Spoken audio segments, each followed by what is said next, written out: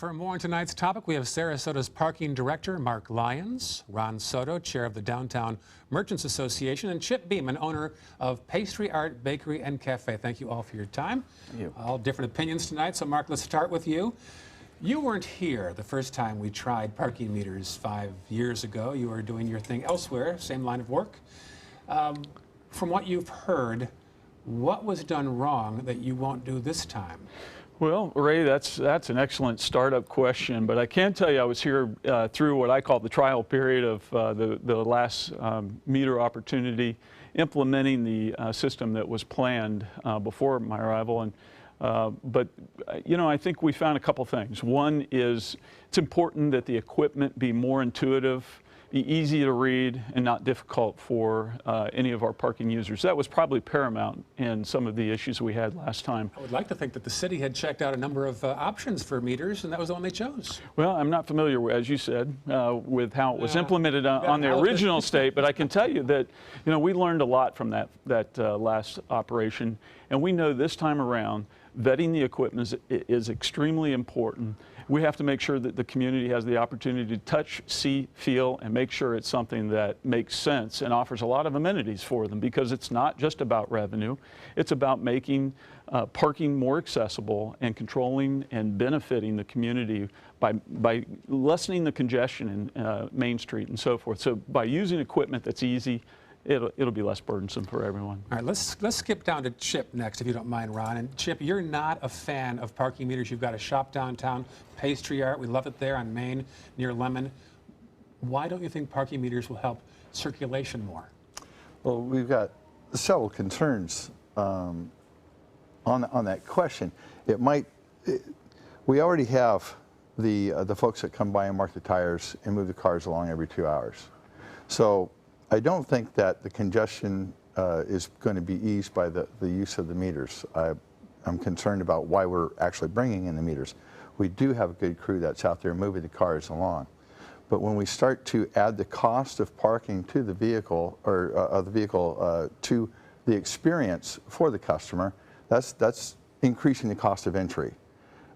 Maybe at a place where a business that has a $100 transaction, it's not as detrimental.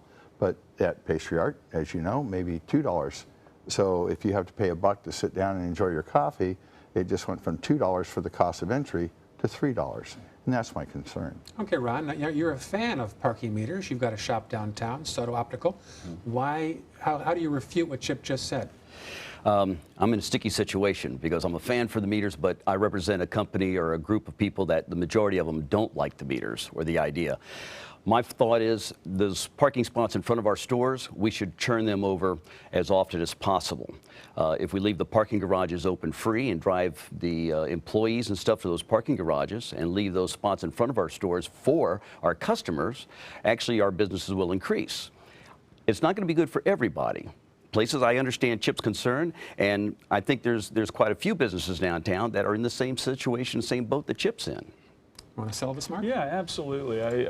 You know, we appreciate and understand those concerns. Chip and I have actually had a lot of conversations about this, and we know that there is a quick turnover that's needed, and certainly in a longer and a bigger perspective, we need turnover throughout the day. We know that getting more footprints on the sidewalk is valuable to all of the merchants. We know that there is a value to each of those parking spaces in terms of revenue for those stores. But what we've done is we did this last time, we created some free parking areas where there was a time restriction, a short time restriction in each block, and allowed anyone that wanted to come down for a 15-minute quick run in to do that. There are other things we can do, and we're looking at some features of equipment that would allow some free time and so forth. So we're studying it very carefully, and we understand that it's important, and we want to make it work for everyone. I was talking to one merchant on Main, Robert. He's got a shop down there, and he said that he might offer to reimburse the customer the $1 if they buy in his store. When we had the parking meters before, I had a bowl sitting on my countertop filled with quarters. So when somebody came in, I'd hand them their quarters. I had a sign in the front of my store that said, if you need change, we have it here. So it actually brought people into my business. Ray, if I could just add, I mean, this is the engagement that I think really makes a difference in the success of a system. If we just consider the negative alternatives that it might produce, it's going to look pretty dark.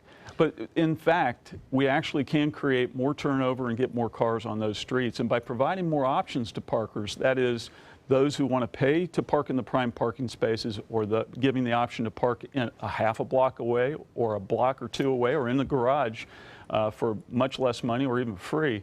These are the types of options that people want when they come to a downtown environment. So we know that. We're going to be planning accordingly. Have they convinced you yet, Chip? Not at all. Not at all. The quarters in the bowl. I mean, it's great for someone who's doing a $100 or $200 transaction. That's wonderful, and that's the way that they can make it happen. But remember, $1.75. How do I give away that kind of money? I've spoke with or done a survey with about 132 merchants downtown on Main Street. 84% of them are concerned how it will negatively affect their business. Right. The balance, they're for it. They don't feel that it's going to hurt them at all. But there's a lot of small businessmen down there that really, they remember the effects of the last time. A couple of them have told me that they had 30% reductions in their gross sales when the meters were in effect. We can't afford that. And this is an interesting dilemma, because we also have many that would tell us it was one of their best years ever. So it's an interesting dichotomy. Now, by the way, Ron, you are the Downtown Merchants Chairman, and 84% of your clients, what do you say? Members. Members, I'm sorry, couldn't find the word, are opposed to it, and you are the chairman, and you are going against the majority of your members? Well, you know what, the majority rules. I'm just the guy in the front with the gavel. If the majority of the members say that they don't want them, then our Merchants Association will take whatever action we have to stop it. It's just that simple. So for the record, the Merchants Association is for it or against it? As of right now, it looks like we're against it. Chip, how did the new mall, University Town Center, how did that affect your business? Fortunately for me, that's something that I wouldn't see much of an effect on. Other shops like clothiers and they would see that effect. Fortunately for pastry art, no issue. Mark, you like to use the phrase user fee, that the meters are a user fee. Those who use the downtown area are the ones that pay. How do you square that? The taxpayers don't get involved having to fund something? Well, typically, if you go into any other major market or even medium market, you'll find there's meters out there. And instead of putting the cost of managing these resources on the tax base, they actually create a fee, a user fee. The idea is that should not burden the taxpayers, many of the citizens of which, by the way, don't come down often.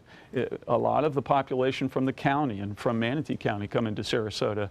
So we have a lot of people that visit us, but the deficiency in the budget of the parking division is quite high. As you're familiar, next year we're looking at a $600,000 deficit that will require a subsidy.